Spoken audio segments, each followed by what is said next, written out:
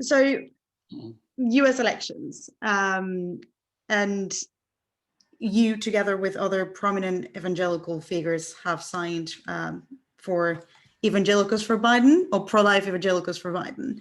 And I'm just curious to know, why have you joined the group?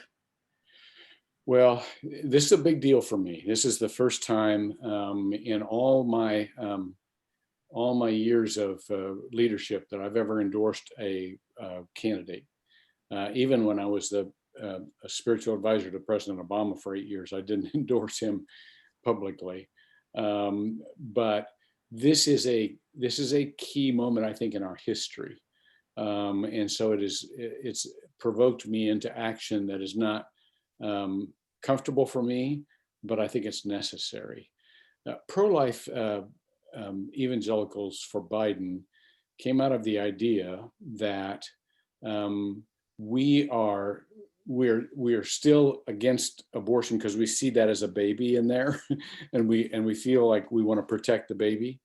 So it's not that we're not for abortion anymore, but there's such an imbalance when it comes to a comprehensive pro-life ethic, that we're not addressing those things that endanger life outside the womb as much as we are inside the womb. And so those, things like access to healthcare and the pandemic and other things that threaten life, we believe those lives are just as important to God as the lives inside the womb. And so we want to, we felt like that Mr. Biden would pay attention to those social programs that give women and others the support and the resources they need, not only if they decide to carry their baby full term, but those other communities that live in great vulnerability. We felt like it was more likely that they would get the resources they need to survive longer. Is the abortion policy one of the main reasons why President Donald Trump seems to be very appealing for evangelicals? Absolutely. It's huge. I cannot tell you how important it's the priority for the vast majority of evangelicals in the US. And it has been for probably the past 50 years, or at least since the early 70s. But saying that doesn't mean that there aren't a good number of evangelicals that aren't just one issue voters. If you're a one issue voter, that's what you're going to do. You elect Donald Trump because you want a different Supreme Court. You elect Donald Trump because you know his policies are going to be pro-life. But if you're a little bit broader in your concerns, then you can take into other considerations into mind. You mentioned earlier that voting for Biden was a big thing for you. And from the outside, it sort of seems sometimes that being a Republican is almost a synonym of being evangelical, and being an evangelical is almost seen as a synonym of Republican. Why do you think that is? It's a good question. I think that again, it wasn't always that way, but since the late part of the last century, the Republican Party has paid more attention not only to the issue of abortion, but paid more attention to include faith matters into its considerations. And so people of faith, especially conservative Christians, kind of drifted that way because they were more conservative in their addressing of certain moral issues and certain stances, and we felt like we had a better audience there. That changed a little bit with the election of Barack Obama, because he took great pains to invite people of faith to have input into his administration. As a matter of fact, he took what George W. Bush started, the faith-based initiatives, and created an office in every one of our general agencies in our government for faith-based perspective. But nonetheless, the Democratic Party has been perceived as more hostile toward the public square expression of religion, not religion per se, but the public square expression of religion. And so there's a great deal of paranoia over here among the evangelical community that if the Democrats get back in, they're going to expunge religious expression from the public square, which is not realistic, but paranoia never is. Just correct me if I'm wrong. I think I've read somewhere that you did vote for Donald Trump in 2016. Yes. And I'm just wondering what made you change this time, and why have you gone so public about it? Yeah, well, it was pretty apparent that that wasn't a really good vote from the very beginning to me, because let me give you this larger picture. I think that to solve the larger issues, not only of our nation and of our communities, but of the world, we need to pull together coalitions of people who are not usually in the same room. There's no way we can solve huge global problems with just the expansion of one party or one side. So I've always been excited at the prospect of diversity, of getting people in the same room who had complementary views on things, because I just think you get a better answer. It's one of the reasons that I came from being a lifelong Republican to vote for Obama twice. That's what he would do. He would get, this guy was a master. I mean, he'd get everybody in the room and he'd hear all the ideas, and he was wicked smart. So he could gather all the information, then he'd make a decision, but he loved to hear different perspectives. So Trump 2016, it's between him and Hillary. Secretary Clinton was a person of faith personally, but her campaign did not really reach out to people of faith, and not very actively. And so I thought, okay, there's two things here. She's got so much baggage. I'm just not sure we're going to be able to get much done. And I like her personally. I just think she's a terrific person. But where she was in the whole political spectrum, and the kind of the ignoring of the faith vote, Trump comes along and he's very open. He's very pursuant of people of faith. And yeah, he's a little rough around the edges, but I got family like that. I got drunk uncles, like that. And so it's not very off-putting to me. But when he started, I got the first signals of, okay, immigrants are murderers and rapists. And then he goes on from there to everything is division. Everything is zero-sum game, and so on and so forth. And I just thought, oh my goodness, I took a gamble because I didn't know much about him. And I just thought he was rough around the edges, which doesn't bother me. I hang out with people like that. I grew up with people like that. But then I got into it and I realized there's no coalition building here. There's nothing that can solve the problems that all of us are facing. There's a radical withdrawal, there's a nationalism, there's a populism that is going to make us tribalize again. And so that's when I knew we were in trouble, and I needed to seek another answer. Now, I'm interested in your experience. Now, you just mentioned there that you were a spiritual advisor to President Obama. And if I'm not mistaken, you were as well to President Nixon. Bush. Oh, sorry, Bush. So I just wanted to know what has been, or what have you found has been your most constant challenge? Like, what's the constant challenge you've always faced being a spiritual advisor to them? Well, full disclosure, I wasn't as close with President Bush. I was one of his passionate conservatives, and when he instituted the Office of Faith-Based Initiative with John DeLulio, I was a part of that group, and so, but I didn't hang out with him personally. President Obama became a good friend, and we had lots of interchanges, and so that was a different thing altogether. But the biggest challenge is to say something that is not just in keeping with your faith, but it's good for everybody. Everybody can be an advocate for their own group.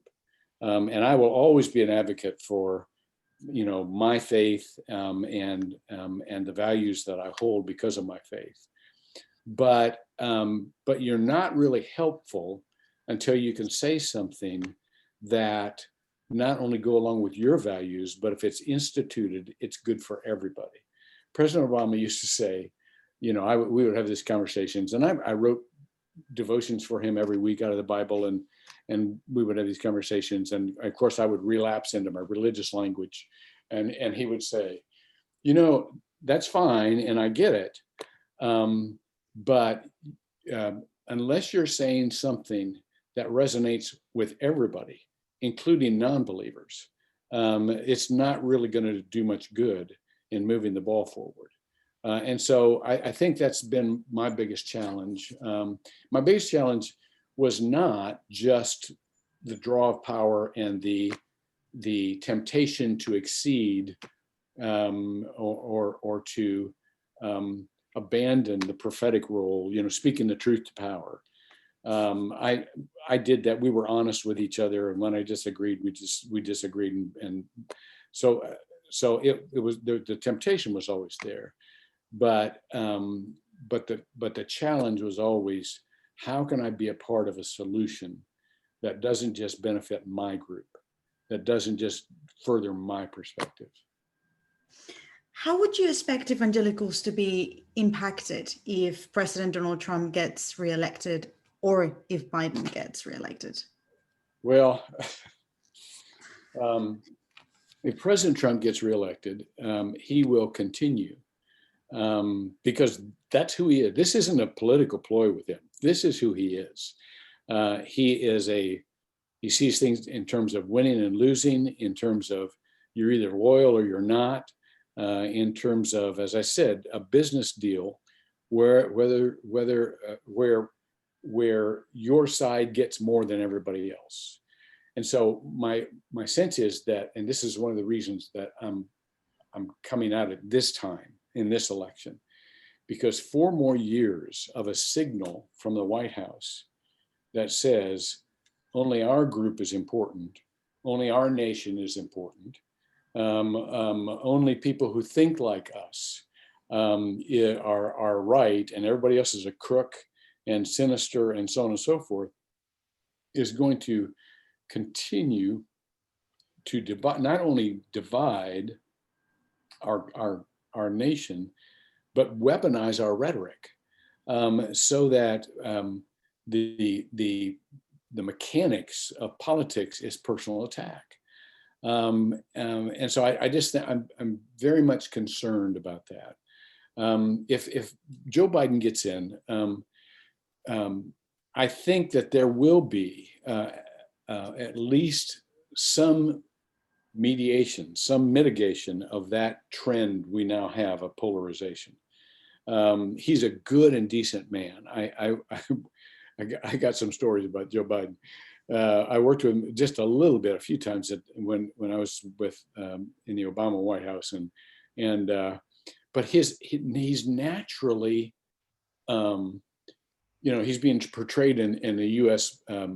Media right now as another Mr. Rogers. He's just a nice guy, wants everybody to love each other.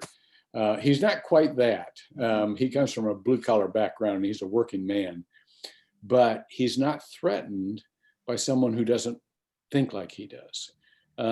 He's a naturally considerate person who, it's not about him, it's about serving the people. He's always been a very natural public servant. And so he will cobble together, I believe, teams of people who not only can cooperate, even though they disagree, but who actually know what they're doing. They will have a level of expertise that we have not seen in a while in order to solve things. And so I think he'll run the government more by cooperation than by fiat. And I think that, and I think the country will be healthier emotionally, because, my whole thing is love your neighbors, you love yourself. And if that's coming out of the White House, then it's a lot more likely to make a cultural change instead of just solving a problem. One of my last questions, what would you say to those evangelicals that might be worried that Biden gets elected? Yeah, I would say I get it. Here's the deal. I can understand everybody's perspective. At 72 years old, you never make a decision that you're not somewhat ambivalent, because you can see both sides, and you can see that there's a certain fear of the radical left, and that's what the fear is. Now, it's not with Joe Biden. It's okay, but right behind him is the radical left, and they're going to take over the country and so on and so forth. What I would say to them is, the way this works is the voice of the president sets the tone. So what your vote isn't forever, it's for 4 years. And Joe Biden is a good person who I think can create the kind of coalitions that will solve a lot of problems that can't be solved right now. So I would just say, just vote for the moment. Vote for Biden, because no matter how the parties lay out, and there's always concern, and I'm concerned about party platforms, but how this works is the president's voice decides. And so if you like Biden better than Trump, that's who to go for. So they shouldn't feel that their faith is being attacked. They should not. What is happening right now is that Biden is doing a good job of including the faith vote again, and he's a person of faith. He's an active Catholic, and so for all of the scaremongering that's going on, that they're going to take our faith away, or they're going to, that's not going to happen. We're going to be okay. Just my last question. How can we from the UK be praying about the US election? Oh, thank you. Just pray for a spirit of discernment. Pray for a spirit of respect and love. I just don't think that we have come so far that we don't at least want to become civil and respectful and recognize the image of God in each person. And so just keep praying for us. Pray for our souls that we could see each other as people. By the way, I don't think Trump is a terrible person. Trump is just Trump. And I agree with some of his policies. I